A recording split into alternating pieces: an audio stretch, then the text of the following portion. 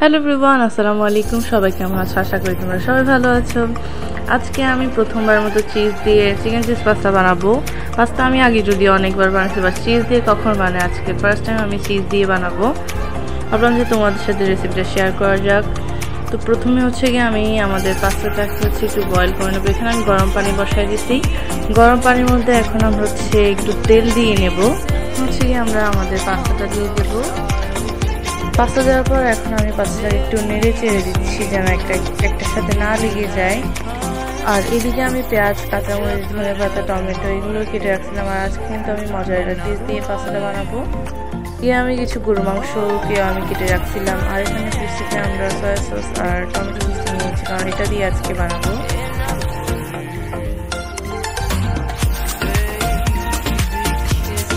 পাস্তাটা বয়েল হয়ে এসেছে, এখন আমরা এটাকে উঠিয়ে নেব। একটা চাটনি দিয়ে আমি এখানে এটাকে ছড়াই আমি এখানে নিচ্ছি।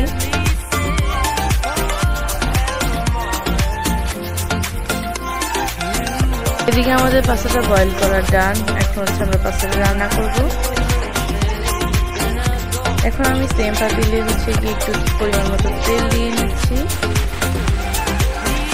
এখন পেঁয়াজ আর টমেটোকে হালকা করে একটু ভেজে নেব।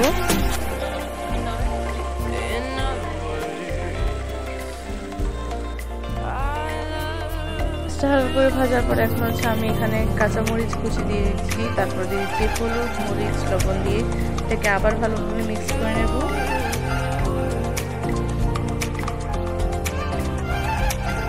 এটা হালকা করে ভাজার পর এখন আমি একটা ডিম দিয়ে দিচ্ছি এটার মধ্যে। ডিম দিয়ে এটাকে আবার ভালোভাবে একটু ভেজে নিচ্ছি। এখন আমি এর মধ্যে একটু পাস্তা মশলা দিয়ে দিচ্ছি, দিয়ে আবার ভালোভাবে মিক্স করবো। এখন দিয়ে দেবো কিছু কেটে রাখা গরুর মাংস, এটাকে দিয়ে আবার ভালোভাবে মিক্সড করে নেব। গরুর মাংস দেওয়ার পর এটাকে একটু হালকা করে ভেজে নেব।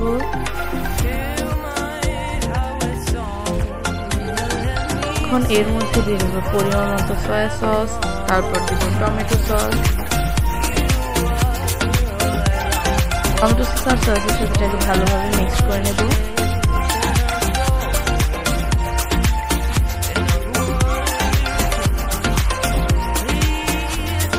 এখন আমি আমার বয়েল করা পাস্তাটা এর মধ্যে দিয়ে দিচ্ছি।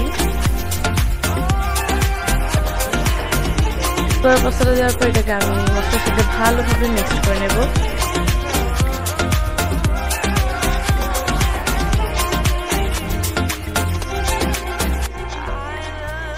তো আমাদের পাস্তাটা মোটামুটি হয়ে এসেছে। এখন আমি এর মধ্যে মজারেলা চিজ দিয়ে দিব।